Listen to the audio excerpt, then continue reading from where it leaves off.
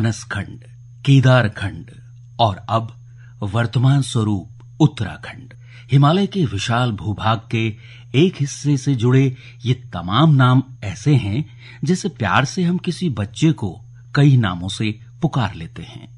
हर एक नाम के पीछे जैसे किसी के गुण विशेष भी छिपे रहते हैं। ठीक वैसे ही मानसखंड कहें, केदारखंड या उत्तराखंड, हर एक नाम की अपनी चिंतन धारा, अपनी महिमा है।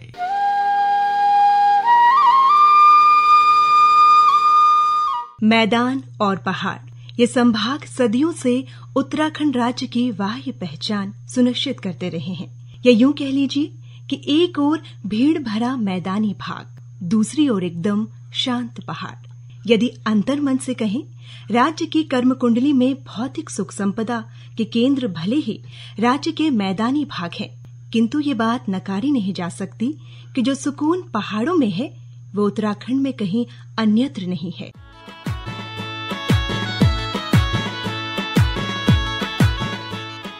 पहाड़ क्या है? बड़े बड़े पत्थरों, मिट्टी गारे के ढेर या सीढ़ीनुमा सर्पिले खेत, या खड़ी चढ़ाई या सीधी ढलान, या धार खाल या खड़ी चट्टान। थोड़ा सा पहाड़ की ओर नजर उठाकर देखें, ठीक सामने स्वच्छ धवल अडिग विशाल गिरिराज और दूसरी ओर दूर दूर तक खड़े पहाड़ों की एक लंबी श्रृंखला। ये पहाड़, इसके आगे वो दूसरा पहाड़, उस दूसरे पहाड़ के बाद वो तीसरा पहाड़, तीसरे के बाद झांकता वो चौथा पहाड़, चौथे के बाद पांचवा, छठवां, सातवां। उसके बाद कोई साफ नजर आता है, कोई धुंधला।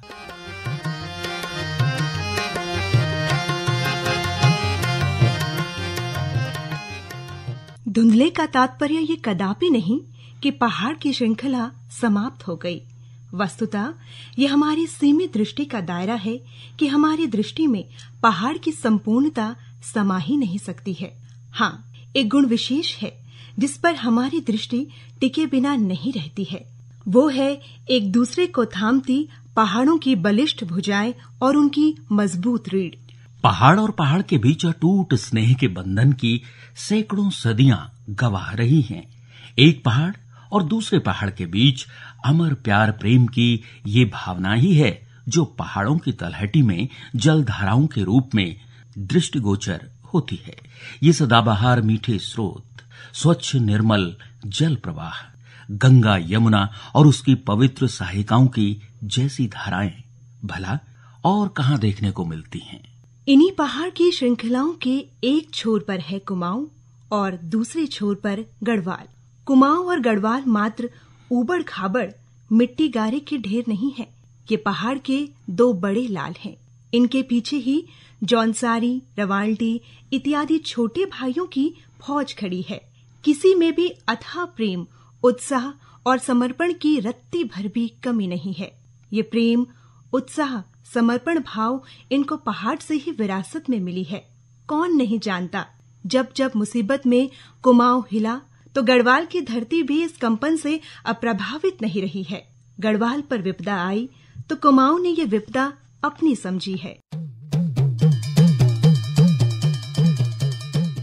उत्तराखंड प्राचीन काल से ही आध्यात्मिक और सांस्कृतिक, ऐतिहासिक एवं विशिष्ट भौगोलिक महत्व के कारण संपूर्ण भारतवर्ष के लिए श्रद्धा और आकर्षण का केंद्र रहा है। यह अंचल विशिष्ट भौगोलिक एवं सामरिक महत्व और परिवेश के कारण युगांतर से एक प्रादेशिक इकाई रहा। उत्तराखंड का प्राचीन इतिहास प्रायः अंधकार में रहा है। इसके प्राचीन इतिहास की रूपरेखा के सभी प्रयत्न सामान्यतः अनुमान, प्रचलित लोक विश्वास और किंवदंतियों पर आधारित है। इसी आधार पर 6वीं शताब्दी से लेकर 8वीं शताब्दी के मध्य तक यह क्षेत्र कत्यूरी वंश के अधीन रहा, जिसकी राजधानी प्रारंभ में जोशीमठ और बाद में बैजनाथ रही। इसके बाद कुमाऊं में 10वीं शताब्दी से चंदवंश और गढ़वाल में पंवार राजवंश 888 ईस्वी से लेकर 1815 तक इस क्षेत्र पे काबिज रहा। 1790 से और 1814 तक यह क्षेत्र नेपाल राज्य के अधीन रहा। इस प्रकार पहली बार पंवार वंश की सहायता से अंग्रेजों ने नेपाल के डोटी शासन का अंत कर इस भूभाग पर विजय प्राप्त। इस तरह अंग्रेजों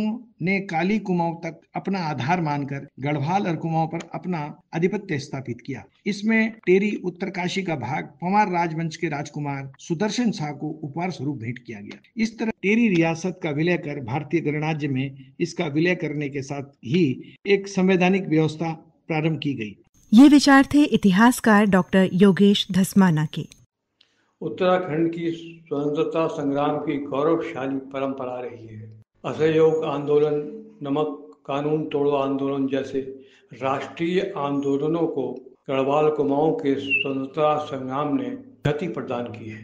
अमर शहीद श्री देव सुमन, नागेंद्र सगलानी, वीरचंद्र सिंह गढ़वाली, खड़ग बहादुर सिंह, महावीर त्यागी, भैरव दत्त दूलिया, बद्रीदत्त पांडे, सुंदरलाल बहुगुणा, गोविंद बल्लभ पंत, रास बिहारी बोस जैसी लंबी सूची है स्वाधीनता संग्राम सेनानियों की। महान स्वाधीनता सेनानी और राष्ट्रीय धारा के प्रमुख कवि श्री राम शर्मा प्रेम की जेल में लिखी कविता प्रस्तुत है। मैं चला आज सागर तरने को, लेकर तरी पुरानी, जग कहता यह नादानी। ये विचार थे जनकवि डॉक्टर अतुल शर्मा के। एक संदर्भ और, लोग कहते हैं पहाड़ में ईमानदारी, वफादारी कूट कूट कर भरी हुई है। सुनकर हमें भी प्रसन्नता होती है, लेकिन पहाड़ ने कभी इस बात का ढिंढोरा पीटा ही नहीं।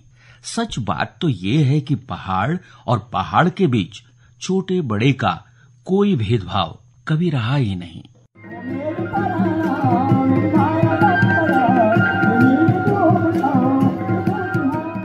उधर कुमाऊं, इधर गढ़वाल, केवल नाम अलग है, अन्यथा दोनों में कोई भेद ही नहीं है।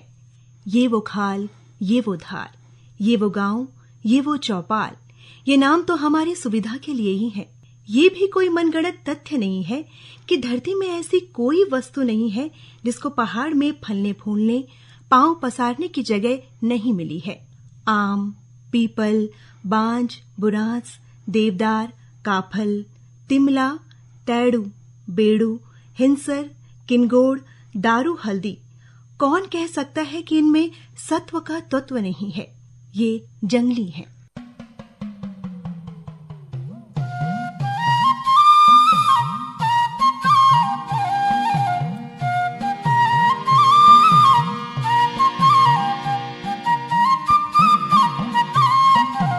एक कटु सत्य ये भी है कि पहाड़ समझना है तो पहाड़ चढ़ना जरूरी है। बिना पहाड़ की ऊंचाई नापे, पहाड़ की मजबूती और पहाड़ के पत्थरों की पकड़ का अंदाजा लगता ही नहीं है। संकट आने पर पहाड़ का हर कंकड़ पत्थर, पेड़ पौधा और उनकी शाखाएं, लताएं सहारा देने की हिम्मत रखती हैं। यही कारण है कि पहाड़ के हर कंकड़ में शंकर है, हर पत्थर वंदनीय है।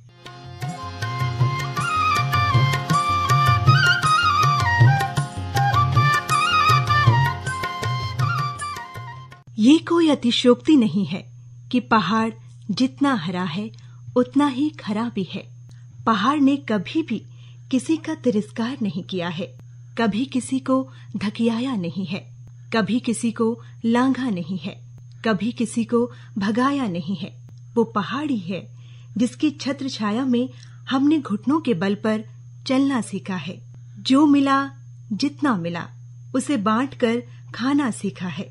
पहाड़ में एक कहावत भी है कि 7 भाइयों ने एक तिल आपस में मिल बांटकर खाया है।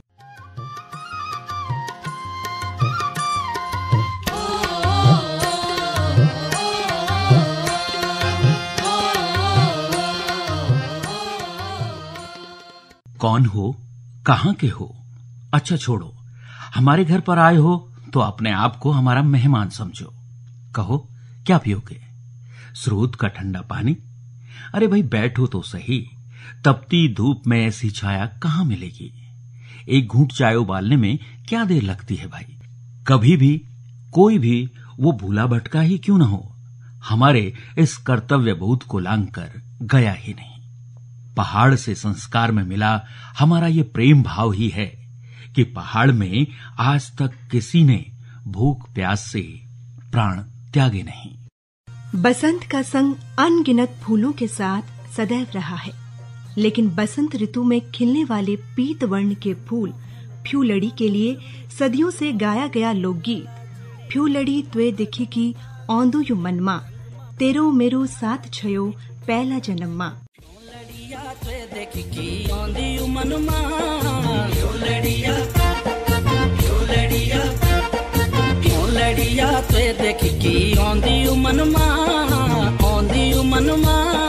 तेरो मेरो साथ छयो पहला जन्मा क्यों लड़िया ते देख की औंधी मनमा तेरो मेरो साथ छयो पहला जन्मा तेरो मेरो साथ छयो पहला जन्मा।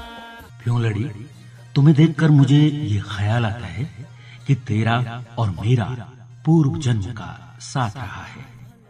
एक फूल के साथ पूर्व जन्म की ये कल्पना कहीं अन्यत्र नहीं मिलती।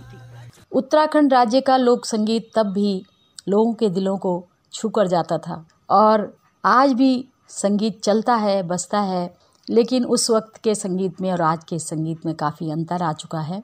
पहले के कलाकार अपनी कला के प्रति बहुत जागरूक रहा करते थे, पहाड़ के दर्द को अपने गीतों में ढालते थे, जैसे स्वर्गीय श्री जीत सिंह नेगी जी, चंद्र सिंह राही जी, गोपाल बाबू गोस्वामी जी, हीरा सिंह राणा जी, कबूतरी देवी जी, किशन सिंह पंवार जी, जगदीश बकरोला जी, पद्मश्री बसंती बिष्ट जी, पद्मश्री डॉक्टर माधुरी बड़थवाल जी और उसी दौर के कलाकारों में आदरणीय श्री नरेंद्र सिंह नेगी जी, जिन्होंने कि वहाँ का दर्द, वहाँ की पीड़ा और वहाँ की सच्चाई ये सब गीतों द्वारा लोगों को अवगत कराया।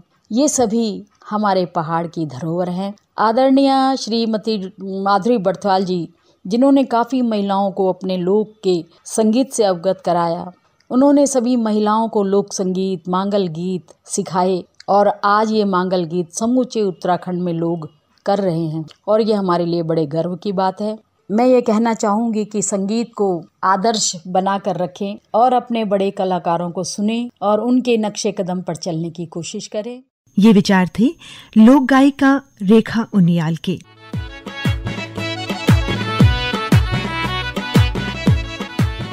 समुद्र मंथन के बाद अमृत मिला, किंतु जीवन रक्षक और अमृतत्व प्रदान करने वाले अमृत के समान संजीवनी भी इसी उत्तराखंड की तनुजा है।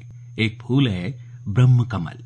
ब्रह्म कमल की जननी भी पंचबद्री, पंच केदार की यही धरती है।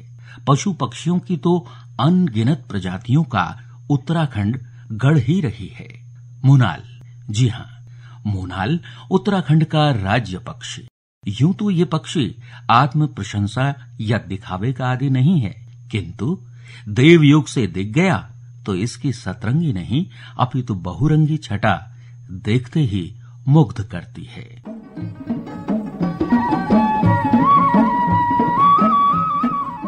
उत्तराखंड वीरों की धरती, ये बात यूं ही नहीं कही गई है। कप्पू चौहान, लक्ष्मू कठैत, तीलू रौतेली, माधो सिंह भंडारी एवं अन्य कई वीर भड़ों की दमखम की वीर गाथाएं गवाह रही हैं। भले ही देश के अन्य भूभागों की भांति उत्तराखंड की धरती भी लंबे समय तक अंग्रेजों के आधिपत्य में रही है, किंतु हमारी ही शक्ति के बलबूते उन्होंने कुमाऊं रेजिमेंट और गढ़वाल राइफल की नींव रखी।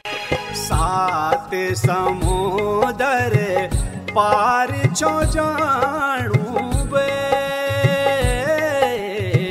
जाज मजो लुकिना बे, जाज मजो लुकिना जाज मजो लुकिना जाज मजो लुकिना। पृथ्वी का कोई कोना ऐसा नहीं जहां उत्तराखंडी वीरों की आवाज नहीं गरजी है। विश्व पटल पर स्वनाम धन्य विक्टोरिया क्रॉस विजेता गब्बर सिंह, नूरानाग का अमर शहीद जसवंत सिंह, श्रीदेव सुमन इसी भूमि की देन रही हैं। इन्हीं वीरों की वीरता को अभिव्यक्त करते वीर रस से ओतप्रोत पवाड़े अभिभूत करने की अद्भुत क्षमता रखते हैं। वहीं थड़िया चौंफला, जागर और मांगल संस्कार गीत मात्र मनोरंजन के साधन नहीं, बल्कि उनमें गंभीर अर्थ एवं भाव समाहित हैं।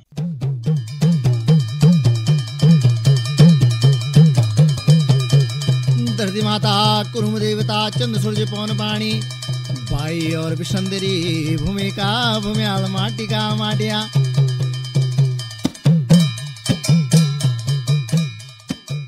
इतिहासविद डॉक्टर योगेश धस्माना।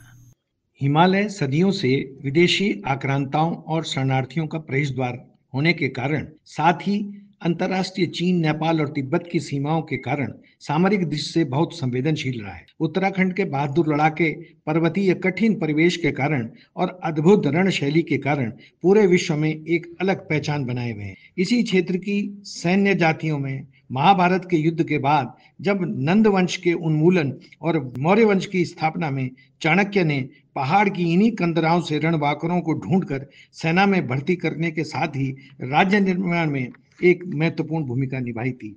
1815 ईस्वी में ब्रिटिश राज की स्थापना के बाद यह क्षेत्र एक पहली बार अंतर्राष्ट्रीय स्तर पर नक्शे पर आया और उन्होंने सबसे पहले कुमाऊं और गढ़वाल रेजिमेंट की स्थापना कर यहाँ के नायकों को फिर से एक बार अग्रिम मोर्चे पे तैनात किया।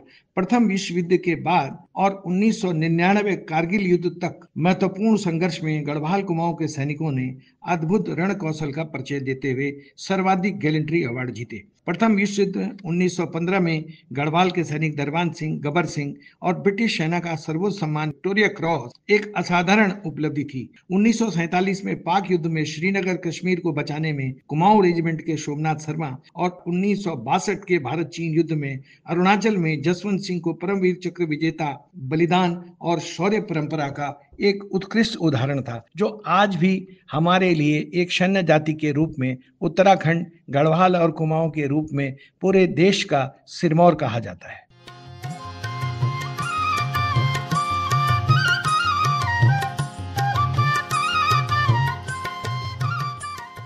क्या सोच सकता है कोई, 1 2 नहीं 84 कर। ये कर पहाड़ी जनमानस पर विभिन्न नरेशों द्वारा थोपे गए थे। तनिक कुछ करों के नाम सुने: चूल्हा कर, सूप कर, मुंड कर, चुप्पा कर, प्रभु सेवा, पाला विसाऊ कर, कुली उतार कर। करों को सुनकर तन ही नहीं, मन में भी अजीब सिहरन पैदा हो जाती है। किंतु हमारे पूर्वज घबराए नहीं और न ही उन्होंने भूख प्यास के भय से अपनी पुश्तैनी जमीनें छोड़ी। इस बात से भी हर कोई विज्ञ है कि पहाड़ पर एक नहीं कई बार विपत्ति आई, लेकिन तमाम विपत्तियों में भी पहाड़ कभी टूटा नहीं, झुका नहीं। पहाड़ आज भी अडिग है, किसी पर कोई बोझ नहीं। इसीलिए पहाड़ हमारा अभिभावक है और पंच परमेश्वर भी। किंतु विचारणीय बिंदु ये है कि हमारी 1-2 पीढ़ी पर ऐसी क्या हवा लग गई कि जिसने एक बार भी अपनी जमीन छोड़ी, उसने दोबारा घर की ओर अपनी राह नहीं मोड़ी। वरिष्ठ पत्रकार श्री जय सिंह रावत।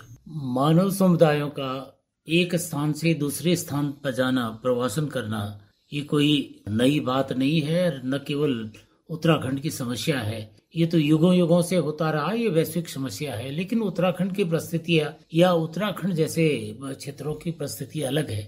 अगर आप अभाव से या समस्याओं से या खतरे की वजह से ये पलायन कर रहे हैं तो वो वाली बात गंभीर हो जाती है। दूसरी बात ये होती है कि उत्तराखंड जैसे पहले दिल्ली, बम्बई और दूसरे शहरों को जाते थे लोग पलायन करके बेहतर जिंदगी की खोज में या रोजगार की खोज में। लेकिन जब से राज्य बना है तब से इसका ट्रेंड जो बदल गया है, अब ज्यादातर जो पलायन हो रहा है लोग गांवों से हो रहा है और नजदीक के जो कस्बे हैं उनमें हो जा रहा है। उसकी वजह से क्या हो रहा है, गांव तो एक तो खाली हो रहे हैं, लगभग 1700-1800 गांव तो खाली हो चुके हैं और हजारों की संख्या में गांवों में आधे से कम जनसंख्या रह गई है। इसकी बात तो यह है, लोग तो ठीक है आसपास के नगरों में आके बस रहे हैं, उससे हो क्या रहा है कि एक तरफ गांव खाली हो रहे हैं तो वहां की जमीन बंजर पड़ रही है, उसमें झाड़ियों में उनके खेत बदल रहे हैं। दूसरी तरफ नगरों पर उनकी कैरिंग कैपेसिटी पर इसका बोझ बढ़ता जा रहा है।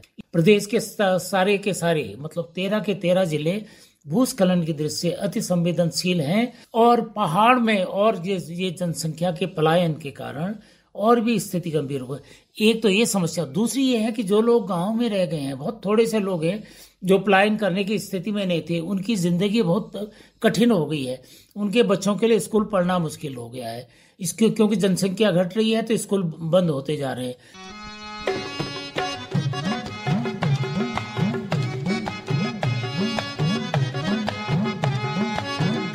एक विषय और है, साहित्य। आम बोलचाल से हटकर ये प्रश्न अक्सर उठना वाजिब है कि उत्तराखंडी साहित्य है भी या नहीं। उसका कारण एक ही है कि यहाँ के साहित्य की राह सहज सरल रही ही नहीं। हमें तनिक भी इसका भान नहीं है कि जब उत्तराखंडी साहित्य सृजन की नींव रखी गई तब कागज था तो कलम नहीं। कागज पर भाव आए तो छपवाने की समस्या खड़ी हुई, किंतु हमारे पूर्वज कलमकारों ने हिम्मत नहीं हारी। लेकिन क्या ये विडंबना नहीं है कि जो छपा अगली पीढ़ी ने उसको सुरक्षित रखने का प्रयत्न किया ही नहीं? फिर भी जो उपलब्ध साहित्य है वो हमारी अमूल्य निधि है। कठिन परिस्थितियों में हमारे पूर्वज साहित्य सृजकों ने जो मार्ग प्रशस्त किया, उसके लिए वे प्रातः स्मरणीय है और वंदनीय भी।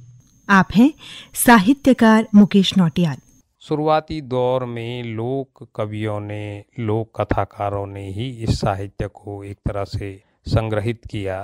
पंडित तारादत्त गैरोला, अबोध बंधु बहुगुणा, मोहनलाल बाबुलकर, कन्हैयालाल डंडरियाल, इस तरह की एक लंबी फहरिस्त है जिन लोगों ने उस दौर में गढ़वाली में कविताएं और कहानियां लिखी और इस तरह से हमारे जो बिंब हैं, विश्वास हैं, जनजीवन है, वो साहित्य में स्थापित हुआ। उसके बाद एक बहुत समृद्ध पीढ़ी साहित्य में आई जिन्होंने हिंदी धारा के जरिए उत्तराखंड के पर्वतीय अंचल के बिंबों को साहित्य में स्थापित किया। इसमें इलाचंद जोशी से अगर हम शुरू करते हैं तो शेखर जोशी, मनोहर श्याम जोशी और सलीस मटियानी तो अपने आप में अंचलिक साहित्य के पुरोधा माने जाते हैं। इस तरफ गढ़वाल अंचल से अगर आप देखेंगे तो विद्यासागर नौटियाल ने अद्भुत काम किया है। इन सभी कथाकारों का जो साहित्य है उसमें आप देखेंगे कि हमारा ही जनजीवन एक तरह से प्रस्फुटित होता है। कविता में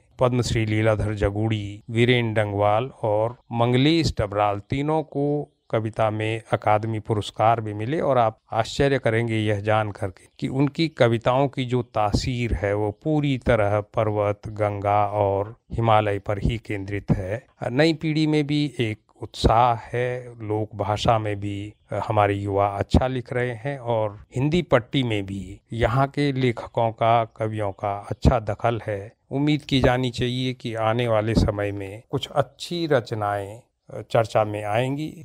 ये लिखने में अतिशयोक्ति नहीं कि उत्तराखंडी भाषा, साहित्य, कला एवं संस्कृति की पकड़ और सामर्थ्य सदियों से पहाड़ जैसी मजबूत रही है। वेद की असंख्य ऋचाएं इसकी गवाह रही हैं। उत्तराखंडी भाषाओं के सैकड़ों लोक प्रचलित मुहावरे, कहावतें उत्तराखंड लोकमानस में घुली मिली हैं। आप हैं सांस्कृतिक इतिहासकार डॉक्टर चंद्रशेखर तिवारी। हमारे उत्तराखंड में हरेला, फूलदेई, होली, सातों आठों, नंदा राज जात, घी संक्रांत, गंगा दशहरा जैसे कई पर्व लोक के साथ गहराई से जुड़े हैं। इन पर्वों में जहां हमें गांव समाज के खुशहाली के निमित्त की गई मंगल कामना व जीवित सरस्वतम की अवधारणा के दर्शन होते हैं, वहीं प्रकृति व मानव के सह अस्तित्व व प्रकृति संरक्षण के प्रति एक समृद्ध विचारधारा भी दिखाई देती है। यहाँ के पर्व हमें जमीन से जुड़ने की प्रेरणा देते हैं और कर्मशीलता की ओर उन्मुख करने का संदेश देते हैं। यह हरेली की तरह अपने खेतों में सप्त धान्यों को उगाने को प्रेरित करते हैं। समाज में सामूहिक और एक दूसरे की भागीदारी से मनाए जाने वाले यहाँ के लोक पर्व सामाजिक समरसता और एकता के प्रतीक हैं। पर्यावरणीय नजरिए से भी गंगा दशहरा पर्व में हमें साफ तौर पर हिमालय सहित संपूर्ण परिवेश को बचाए रखने का संवेदनशील भाव दिखाई देता है। इसमें सभी छोटी बड़ी नदियों को गंगा के समान मानने का भाव दिखाई देता है। कुल मिलाकर यहाँ के लोकगीतों के बिंबों में अलौकिकता व विशिष्टता का भाव मिलता है, जो प्रकृति के प्रति उदात्त भावों को मुखरित करने के साथ ही हिमालय की समृद्ध सांस्कृतिक परंपरा, जीवन दर्शन और यहाँ के बौद्धिक विकास को परिलक्षित करने का भाव दिखाई देता है।